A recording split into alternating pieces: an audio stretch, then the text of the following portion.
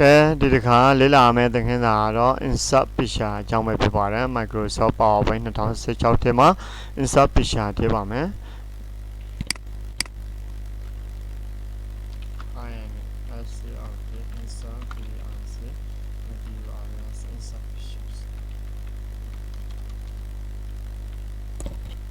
insert picture ဆိုတဲ့အကြောင်းပဲဖြစ်ပါတယ်ကဲ insert picture ထည့်ဖို့အတွက်ကာဆာရှားပါမယ်ကာဆာရှားပြီးတော့ insert ထည့်ကိုတော့ပါမယ် insert ထည့်မှာ picture ဆိုတာရှိပါတယ် picture လေးကိုနှိပ်လိုက်တဲ့အခါမှာကြတော့ကျွန်တော်တို့တွေထည့်ဖို့အတွက်ပေါ့နော်Microsoft PowerPoint tutorial ထည့်တော့ပါမယ် picture ထည့်တော့ပါမယ်ဒီတပုံကိုအရင်ဆုံးထည့်ကြည့်ပါမယ်ကဲဒါဆိုရင်ပုံလေးတပုံရောက်လာပါပြီနောက်ထပ်ပုံတစ်ပုံထပ်ထည့်မှဖြစ်တဲ့အတွက်ကျွန်တော်တို့က insert picture နေပြီးတော့ဒီ04ထည့်ပါမယ်04ပုံတစ်ပုံရလာပါပြီ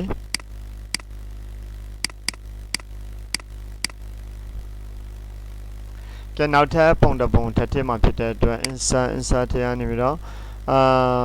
picture ထည့်ရနေပြီးတော့ဒီ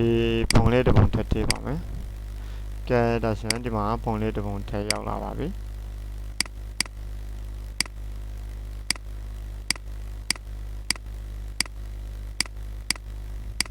ကဲဒါတော့picture လေးတွေကိုထည့်တဲ့နည်းစနစ်ဖြစ်ပါတယ်ဓာတ်ပုံထည့်တဲ့နည်းစနစ်ပေါ့နော်အဲ့ဓာတ်ပုံလေးတွေကိုမိမိတို့စကြပြုပြင်ခြင်းနဲ့ဆိုရင်တော့ပြင်လို့ရပါသေးတယ်အဲ့မှာ picture ကိုထောက်လိုက်တဲ့picture မထောက်ရင်တော့သူက format ဆိုပြီးတော့မကြောက်ဘူးเนาะ picture ထောက်လိုက်မှသာလျှင် format ဆိုပြီးတော့ကြာလာမယ်အဲ့ format ထဲဝင်မယ် format ထဲမှာ style တွေအများကြီးပြောင်းလို့ရတယ်မိမိတို့လိုချင်တဲ့ style ပုံစံမျိုးလေးတွေကိုပြောင်းအသုံးပြုလို့ရတာပေါ့เนาะနောက်ထပ်တစ်ခုက artistic effect ဆိုတာလည်းရှိပါတယ်with the word effect ပေါ့เนาะ artistic ဆိုတာ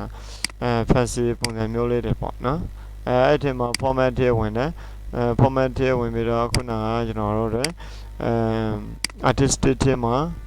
ကိုကြိုက်တဲ့ပုံစံမျိုးတွေရွေးပေးပါဒီပုံစံမျိုးလေးကြိုက်တဲ့ဆိုရင်ဒီပုံစံမျိုးလေးပေါ့နော် color အနေထားမှာလည်းမိမိတို့ကြိုက်နေတဲ့ color effect လေးတွေကိုအသုံးပြုလို့ရပါတယ်နောက်ပြီးတော့ correction ထဲမှာလည်းမိမိတို့စကြိုက် picture correction လေးတွေကိုရွေးသုံးလို့ရပါတယ်အနေထားလေးတွေပြောင်းလို့ရပါတယ်brightness တွေအရင်များသွားရင်လည်းပုံကပြတ်တော့တာပေါ့နော်ပြန်ပြီးတော့အသစ်ကနေပြင်တော့ရှင်လဲဆိုရင် reset ကိုနေပေးရမှာဖြစ်ပါတယ်ကိုပြင်ထားတာလေးတွေကိုသူက reset ချပေးတော့မှာဖြစ်ပါတယ်နည်းနည်းတင်လိုက်မယ်ပြန်မကြိုက်ဘူးဆိုရင်တော့ reset ချလိုက်မယ်ဒါဆိုရင် original အတိုင်းဖြစ်တော့တာပေါ့နော် format picture မှာဒီနေရာမှာ close ဆိုတာရှိတယ် move ဆိုတာလည်းရှိတယ်ကျွန်တော်တို့ကမကြိုက်ဘူးဆိုရင်တော့ close ပေါ့နော်ဒါတော့မသုံးဘူးပေါ့ပိတ်လိုက်မယ်နောက်ပြီးတော့ဓာတ်ပုံတစ်ပုံဒီနေရာမှာဓာတ်ပုံတစ်ပုံပြန်ပြောင်းချင်တယ်ဆိုရင်တော့ change picture ကိုနှိပ်ပေးရမှာဖြစ်ပါတယ် offline ကိုနှိပ်ပေးရမှာဖြစ်ပါတယ်ဒီနေရာမှာဒီပုံလေးနေရာမှာနောက်ထပ်ပုံတစ်ပုံထပ်ထည့်ချင်တယ်ဆိုရင်လည်းထပ်ထည့်လို့ရပါတယ်အဲ့ဒီမျိုးပုံလေးတွေကို light change ပေးလို့ရတာပေါ့နော်ဒါဆိုရင်တော့ Microsoft PowerPoint ထဲမှာလည်းအများကြီးအလုပ်လုပ်လို့ရတယ်ဆိုတဲ့အကြောင်းကိုဒီဗီဒီယိုသင်ခန်းစာကနေပြီးတော့ပြပြပေးတာပေါ့နော် reset picture ကို reset ချတယ်လို့ခေါ်တယ်ဒီပုံတစ်ပုံကို effect တွေသုံးထားတယ်ဆိုပါတော့ပြန်ပြီးတော့ဒီပုံကိုငကိုအတိုင်းပြန်လိုချင်တယ်ဆိုရင် reset picture လုပ်ပေးရမှာဖြစ်ပါတယ် artist တွေဘယ်လောက်ပဲသုံးထားပေါ့နော်ပြန်ပြီးတော့ reset ချလိုက်လို့ရှိရင်ပကတိအနေထားအတိုင်းဖြစ်တော့မှာဖြစ်ပါတယ် color correction တွေကလည်းဘယ်လောက်ပဲသုံးထားပေါ့နော်ပြန်ပြီးတော့ reset picture ချလိုက်လို့ရှိရင်ပြန်ပြီးတော့အသစ်ကျွန်တော်ထည့်ထားတဲ့အတိုင်းကိုသူကရရှိလာမှာဖြစ်ပါတယ်အဲ့မှာဒီပုံတစ်ခါပြန်ပြီးတော့ picture ပုံလေးချင်းချင်တယ်ဆိုရင်တော့ change picture ကိုနှိပ်ပေးရမှာဖြစ်ပါတယ် work offline picture ထဲကဒီပုံလေးကို img 1204ကိုထည့်ပေးလိုက်ပါနော်ဒါဆိုရင်တော့ picture ပုံလေးကပြောင်းသွားတာဖြစ်ပါတယ်ကျွန်တော်တို့ကဒီပုံစံလေးကိုအသုံးပြုထားမယ်ပြီးရင်ဒီ picture လေးတွေကိုကျွန်တော်တို့ arrange လုပ်ပေးရမှာဖြစ်ပါတယ်အခုဆိုရင်ဒီငှက်လေးနှစ်ကောင်ဟာအောက်မှာရောက်နေတယ်အဲ့ဒါကိုကျွန်တော်တို့က format ကနေပြီးတော့အပေါ်တင်မယ်ဆိုရင်တော့ bring forward ကိုနှိပ်ပေးရမှာဖြစ်ပါတယ် bring forward ဆိုတော့အပေါ်ရောက်လာတာပေါ့နော်ဒီဘက်ငှက်ကလေးတစ်ကောင်ကိုလည်း send to bring forward bring to front ဆိုပြီးတော့ယူလိုက်တယ်အဲ့လိုမျိုးဆိုရင်နှမျိုးလုံးကတော့သုံးလို့ရတာပေါ့နော်ကဲဒါဆိုရင်တော့ဒီနေရာမှာနောက်ကိုပို့ရှင်တယ်ဒီငှက်လေးတစ်ကောင်ကိုနောက်ပို့ရှင်တယ်ဆိုရင်တော့ send to back လုပ်လိုက်တယ် send to back ဆိုရင်နောက်ရောက်တော့မှာပေါ့နော်ကဲဒီငှက်လေးကိုလည်းနောက်ကိုပို့ရှင်တယ်ဆိုရင်တော့ send to back နှိပ်လိုက်တယ်နောက်ကိုရောက်တော့မယ် နောက်ထပ်တစ်ခုကအပေါ်ပြန်တက်ရှင်နေဆိုရင် bring forward တော်လို့ရသလိုဒီဘက်ကငှက်ကလေးကိုလည်းbring to ဖန်နှိပ်လို့ရပါတယ်ဒါဆိုရင်အရှင်းမှာထားရှင်တဲ့ပုံစံရယ်နောက်မှာထားရှင်တဲ့ပုံစံရယ်တော့ arranging လုပ်လို့ရတာပါနော်နောက်ထပ်တစ်ခုဒီနေရာမှာရှိတာ display the selection pane selection pane ကတော့ကျွန်တော်အရင်တော့ရှင်းပြထားပြီးဖြစ်ပါတယ်နောက်တစ်ခုကဒီနေရာမှာ rotate လှည့်ချင်တဲ့အရာလေးတွေကိုဒီနေရာမှာ rotate တစ်ခါတည်း rotate 90 degree လှည့်ပေးလို့ရတယ်နောက်ထပ် rotate degree လေးတွေလို့သလိုပြောင်းလှည့်ပေးလို့ရပါတယ် vertical နောက်ပြီးတော့play horizontal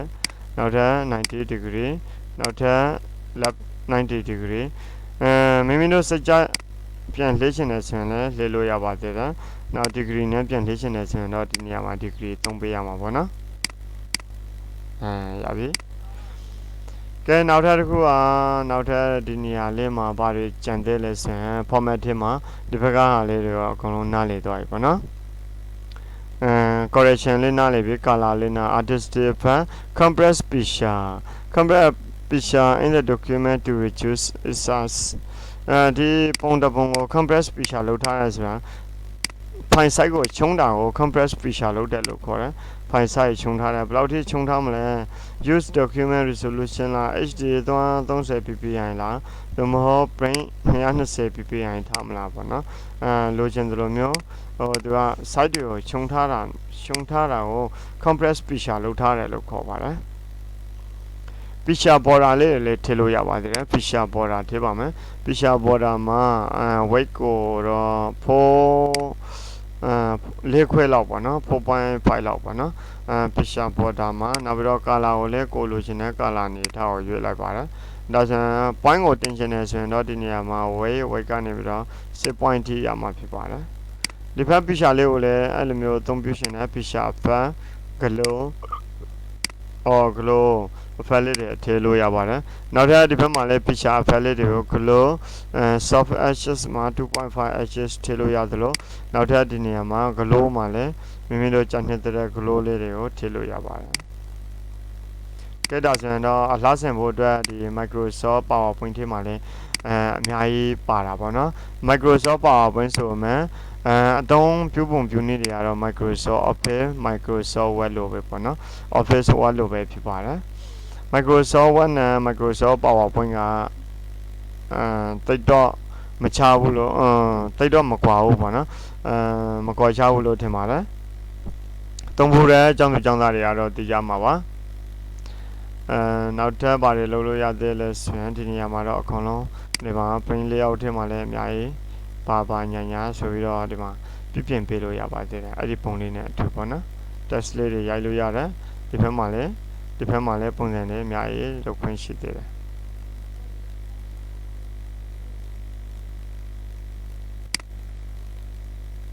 ဒီမှာစာရိုက်မယ်ဆိုရင်တော့ရိုက်လို့ရပါတယ်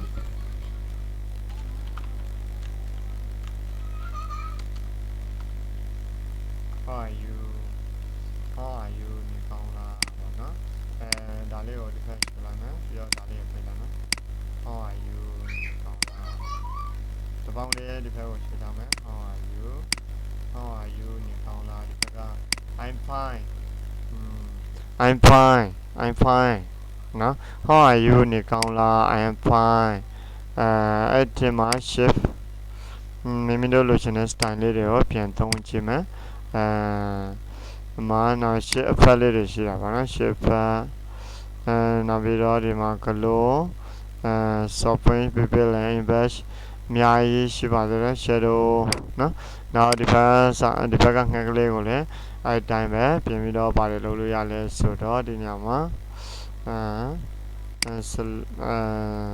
shift effect 3D rotation တွေလုပ်လို့ရတယ် people and invest soft ဒီမှာ shadow preset outline ထဲမှာလည်းအများကြီးရှိပါတယ်နောက်ပြီးတော့ quick time arrange မှာလည်းခုနကကျွန်တော်ရှင်းပြထားတဲ့အတိုင်းပေါ့နော် format ထဲမှာ picture format picture effect ပြီးရင် picture layout ထဲကနေပြီးတော့နောက်ထပ်တစ်ခုယူလိုက်ပါမယ်How are you သူကမေးထားတယ် I'm fine thanks ဆိုပြီးတော့ဒီကပြင်ပေးလိုက်မယ် I'm fine I'm fine thanks I'm fine thanks I'm fine thanks အဲ့လိုမျိုးပေါ့နော်ရန်အသုံးဝင်ပါတယ်ဒီသင်ခန်းစာကလည်း